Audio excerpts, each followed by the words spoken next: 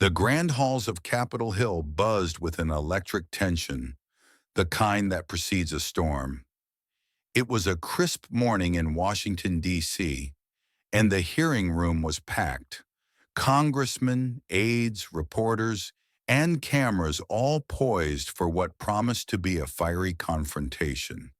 The chandeliers overhead cast a golden glow across the oak benches, their light reflecting off polished surfaces as if mirroring the high stakes of the moment.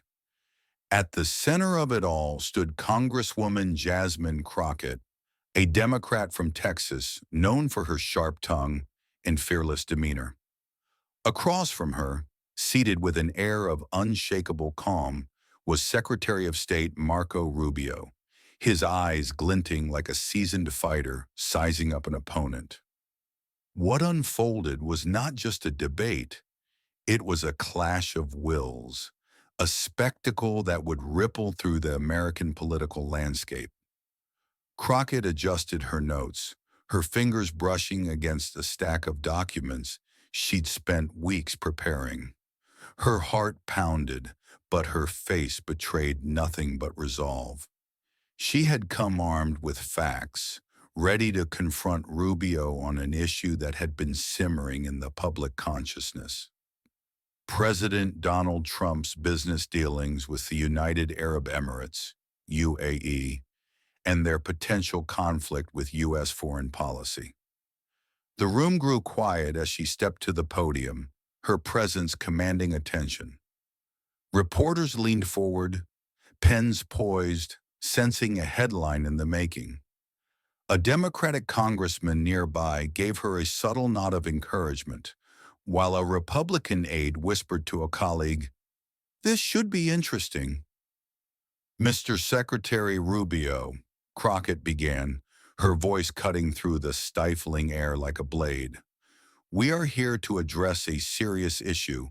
President Trump, who still owns the Trump Organization, recently announced a billion-dollar Trump Tower project in Dubai. Just one day later, his cryptocurrency company, World Liberty Financial, signed a $2 billion contract with a UAE company closely tied to that country's government. And, remarkably, just 11 days after that, your State Department announced it would bypass this committee's hold to sell over $1 billion in weapons to the UAE. Is this a coincidence, or are we witnessing a blatant conflict of interest?" A murmur rippled through the room. A Democratic congressman seated a few rows back nodded approvingly, his eyes gleaming with anticipation. A reporter from CNN, stationed in the corner, scribbled furiously, sensing a story that could dominate the news cycle. Crockett held up a printout from World Liberty Financial's website, her voice rising with conviction. "Right here, on this company's own website, it clearly states that President Trump and his family own 60% of the shares. He's not just a figurehead, he directly benefits from these deals. Meanwhile, your State Department approves weapons sales to the same UAE government, despite documented concerns about their human rights record, particularly in Sudan. Mr. Rubio, how can we trust that this isn't personal gain dictating national policy?" The room seemed to hold its breath. Crockett stood tall, her gaze locked on Rubio, daring him to respond. She felt a surge of adrenaline, her preparation giving her confidence. She had studied every detail of Trump's deals, from the Dubai contract to the fine print on World Liberty Financial's website. She believed her question would force Rubio into a corner, compelling him to confront an uncomfortable truth: that the president was prioritizing personal profit over national interest. Her Democratic allies, like Congressman Gregory Meeks, seated nearby, exchanged glances filled with expectation. Rubio, however, remained unruffled. His hands rested lightly on the table, his posture relaxed yet alert. He tilted his head slightly, as if weighing Crockett's words with care. The silence stretched, 1 second, then two, making the atmosphere heavier. An aide behind him shifted nervously, but Rubio's eyes gleamed with a sharp, calculating glint. He tapped his fingers lightly on the table, a small gesture that drew every eye in the room. The audience sensed a shift, as if the air itself was bracing for his response. "Mr. Secretary," Crockett pressed, not waiting for him to speak, "I'm not asking about foreign policy. I'm asking about ethics. A president who owns companies doing business with the UAE, profiting billions of dollars, then approves weapons sales to that same government. Don't you see this as a problem? Don't you see this eroding the trust of the American people?" She paused, letting her question hang in the air, her gaze sweeping the room as if rallying the audience to her side. A reporter from MSNBC scribbled rapidly, her eyes gleaming with the promise of a headline. "Democratic Congresswoman grills Rubio on Trump's corruption." Rubio's lips curled into a faint smile, barely noticeable but enough to unsettle Crockett. He took a deep breath, his voice low and steady, cutting through the tension like a finely honed sword. "Congresswoman Crockett," he began, his tone deliberate but sharp, "I understand your desire to craft a compelling narrative. But let me clarify one thing. U.S. foreign policy does not revolve around assumptions or fabricated stories. Our relationship with the UAE is a critical part of our national interests, strengthened through achievements like the Abraham Accords, which brought unprecedented peace and stability to the Middle East. You're trying to turn a policy decision into a personal conspiracy, but that's not the truth." A soft murmur spread through the room. A few Republican congressmen nodded, their eyes glinting with approval. Crockett's brow furrowed slightly, her hand tightening around her stack of documents. She hadn't expected Rubio to pivot so swiftly, sidestepping her question about ethics and redirecting to foreign policy, but she wasn't about to let him slip away. "Mr. Secretary," she interjected, her voice rising with challenge, "I'm not asking about the Abraham Accords. I'm asking about President Trump owning stakes in companies doing business with the UAE, profiting billions, while your State Department approves weapons sales to that same government. This isn't about policy, it's about ethics. Can you answer the question directly?" Rubio tilted his head again, his eyes flashing with a cold, calculating glint, like a fighter spotting an opening. He let the silence linger for a moment, amplifying the tension. "Congresswoman Crockett," he continued, his voice now tinged with a hint of sarcasm, "you're trying to paint a picture where every policy decision is tied to a conspiracy. The reality is this: any president, regardless of party, must work with strategic partners like the UAE. They are vital not only for the Abraham Accords but for regional security. The president's family business dealings are irrelevant to these decisions. Do you have concrete evidence that the president issued orders based on personal gain, or is this just speculation?" Crockett felt a surge of heat in her chest. She had anticipated Rubio's evasion, but his confidence caught her off guard. She flipped to another page of her documents, holding up the World Liberty financial printout.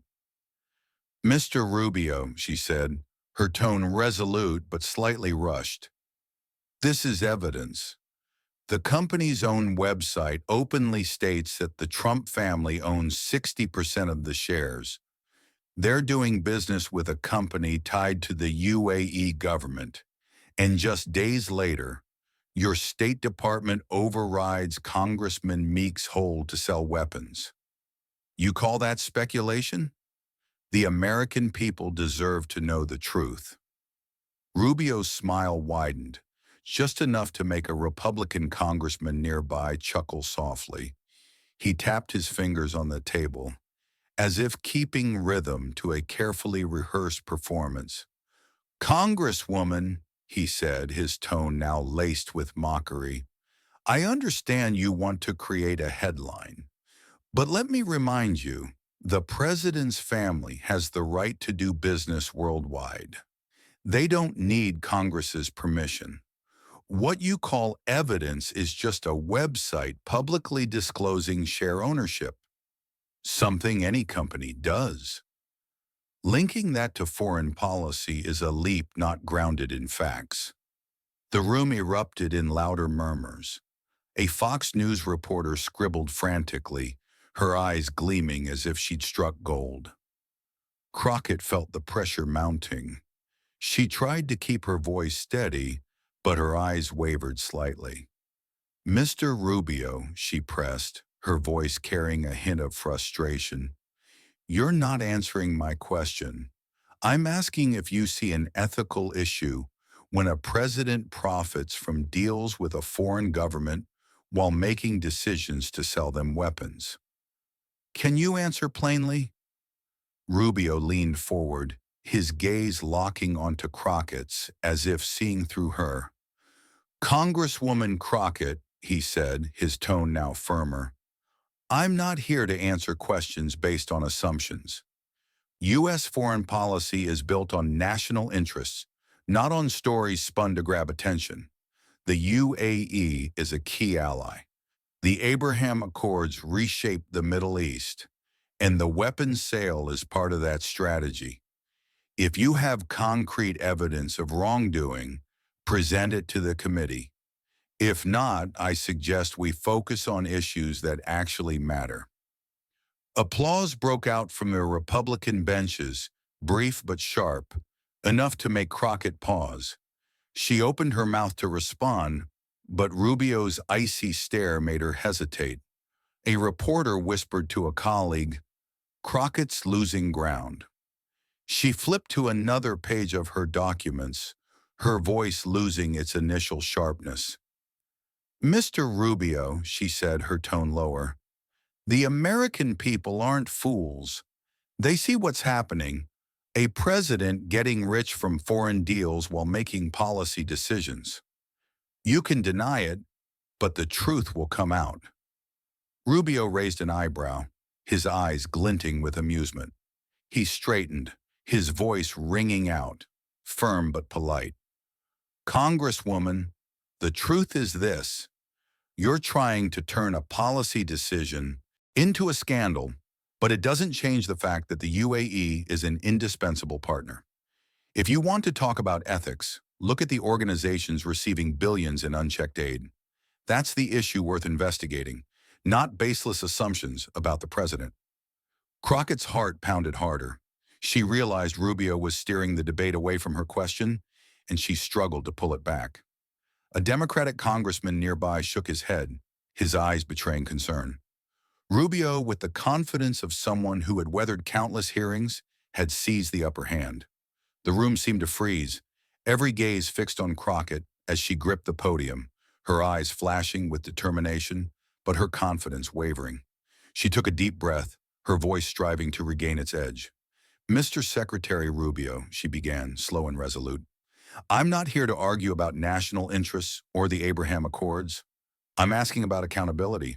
A president owns companies doing business with a foreign government, profiting billions, then makes decisions to sell weapons to that same government. If this happened under a Democratic president, would you stay silent or would you demand transparency? She paused, her gaze locked on Rubio, hoping the hypothetical would hit a weak spot. The room fell silent. A Democratic congressman nodded slightly, his eyes showing a glimmer of hope. An MSNBC reporter scribbled quickly, envisioning a headline. Crockett challenges Rubio on Trump's ethics. Crockett felt a spark of renewed confidence. Standing taller, her grip on her documents loosening. But Rubio didn't flinch. He leaned forward, his hands resting lightly on the table, his gaze piercing. "Congresswoman," he replied, his voice low and sharp, "you're trying to pull me into a hypothetical, but I'm here to talk about reality. The reality is that the United States needs allies like the UAE to maintain stability in the Middle East.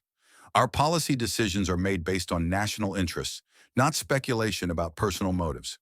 If you want to talk about accountability, look at unchecked international aid programs. That's where transparency is needed." Chuckles rose from the Republican benches, louder than before. A Republican congressman clapped softly, his eyes gleaming with satisfaction. Crockett felt her chest tighten. Rubio had redirected again, pulling her question off course. She opened her mouth to interject, but Rubio raised his hand slightly, signaling he wasn't done. "And if you want to talk about ethics," he continued, his tone now tinged with sarcasm, "I suggest you reconsider how you make baseless accusations. Linking a business project to national policy without concrete evidence is an unfair approach. What do you have besides a public website and speculation?" Crockett's heart pounded. She flipped to another page, searching for a counter, but the pressure from Rubio's gaze and the murmurs in the room made her hesitate. "Mr. Rubio," she said, her voice trembling slightly, "you still haven't answered my question. I'm asking about a specific situation. If a president receives financial benefits from a foreign government and makes decisions favoring that government, do you see that as an ethical issue? Yes or no?" Rubio raised an eyebrow, his eyes glinting with amusement. He stood tall, his voice firm but polite. "Congresswoman Crockett, I don't answer questions based on baseless assumptions. But if you want a simple answer, no, I don't see an issue when a president has legitimate business activities as long as they don't influence policy decisions. And in this case, you haven't provided evidence to suggest otherwise." The room erupted in applause from the Republican side. An aide behind Rubio beamed, as if witnessing a victory. Crockett stood frozen, her gaze dropping to the table, her hands crumpling the edge of her documents. She knew Rubio had backed her into a corner. "Mr. Rubio," she said, her voice barely above a whisper, "you may dodge this question today, but the American people won't forget. They'll see what's happening." Rubio leaned in, his eyes sharp as knives. "Congresswoman, if the American people want the truth, they'll see that we're working to protect national interests, not chasing fabricated stories. If you want to continue with these questions, bring concrete evidence instead of attention-grabbing assumptions." Applause rang out again, drowning out Crockett's voice. A Democratic congressman gently touched her arm, signaling her time was up. "I yield the remainder of my time to Congressman Olaf," she said, her voice fading into the murmurs. She sat down, her eyes fixed on her documents, trying to mask her disappointment. Rubio, in contrast, sat upright, his eyes gleaming with confidence. He nodded slightly to a Republican ally, as if having delivered a flawless performance. Reporters, especially from pro-Republican outlets, scribbled furiously, some whispering about Rubio's triumph. A Fox News reporter smiled, envisioning the headline, "Rubio crushes Democratic Congresswoman in fiery debate." Crockett tried to maintain a calm expression, but her disappointment was palpable. She knew Rubio had outmaneuvered her, not because her arguments lacked merit, but because his experience and finesse had steered the debate away from her question. She glanced at Congressman Meeks, who nodded encouragingly, but her eyes carried a heavy weight. Rubio tapped his fingers lightly on the table, his gaze sweeping the room like a general who had just won a battle. The room buzzed with excitement, reporters capturing every moment. A few Democratic congressmen whispered, their eyes betraying concern, while Republicans exchanged satisfied nods. Rubio stepped away from the podium with steady strides, an aide patting his shoulder and whispering, "You did great, Marco." Rubio gave a faint smile, his eyes scanning the room to affirm his dominance. He felt a wave of relief, not only for defending Trump, but for solidifying his standing among Republican allies. A congressman from Florida shook his hand, his eyes full of admiration. "You gave them a lesson," he said, his voice brimming with excitement. Rubio nodded, saying nothing, but inwardly he knew this moment would be a milestone in his career. Meanwhile, Crockett remained seated, her eyes masking her disappointment. She let out a soft sigh, flipping a page of her documents as if searching for a chance to regain her footing. Congressman Meeks leaned over, placing a hand on her shoulder. "You did well, Jasmine. We'll keep going," he whispered. But Crockett knew she had been outmaneuvered. A wave of anger mixed with helplessness surged within her, but she suppressed it, determined not to let her emotions show before the cameras. Crockett stood and walked into the hallway, where reporters were waiting. A CNN journalist thrust a microphone forward.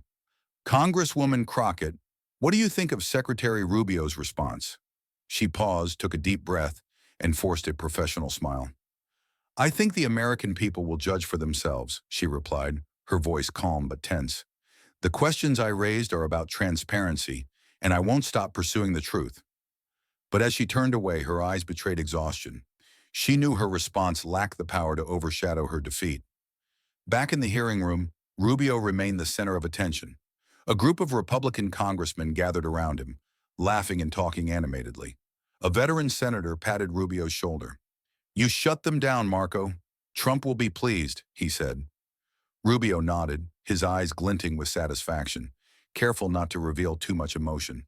He knew this victory was not just personal, but a step toward his ambitions for the 2028 election. A Fox News reporter captured the scene, eyes gleaming as if spotting a blockbuster story. In a corner, Democratic congressmen huddled, whispering about the clash. "Jasmine gave it her all, but Rubio's too seasoned," one said, shaking his head. Another nodded. "We need more concrete evidence. Rubio knows how to steer the narrative." They glanced toward the door where Crockett had exited, their eyes showing empathy but also concern. Outside, a Newsmax reporter recorded a live commentary. "Marco Rubio just delivered a stellar performance, completely overshadowing Congresswoman Crockett. She tried to make Trump the center of a scandal, but Rubio proved she had nothing but vague accusations." The words broadcast online spread rapidly, fueling the debate. Rubio stepped out of the hearing room, his gaze sweeping over the crowd of reporters without lingering. An aide whispered, "We won big today, sir." Rubio nodded, his eyes fixed on the distance, already contemplating the next battles. He felt a surge of energy, a step closer to his ambitions for 2028. A media storm erupted as the Capitol Hill doors closed. Television screens lit up with blazing headlines. Fox News ran a gleeful segment. "Secretary Rubio shuts down Democratic Congresswoman's accusations," looping images of Rubio's confident demeanor. MSNBC offered a different perspective. Crockett raised necessary questions about accountability, but Rubio sidestepped. Social media exploded, splitting the nation into two camps. A Trump supporter shared a clip of Rubio dismantling Crockett's question, captioned, "Rubio silences the Dems. Crockett didn't stand a chance." The post racked up thousands of shares with comments mocking Crockett's performance. Crockett's supporters fought back. One account wrote, "Jasmine spoke the truth Rubio wouldn't face. This is about ethics, not political games." Major newspapers joined the fray. The Washington Post ran an analysis. Rubio-Crockett clash, a battle of wits over ethics and policy, acknowledging Rubio's sharpness, but questioning whether he addressed Crockett's accusations. Breitbart declared, "Rubio crushes Democratic Congresswoman in historic showdown."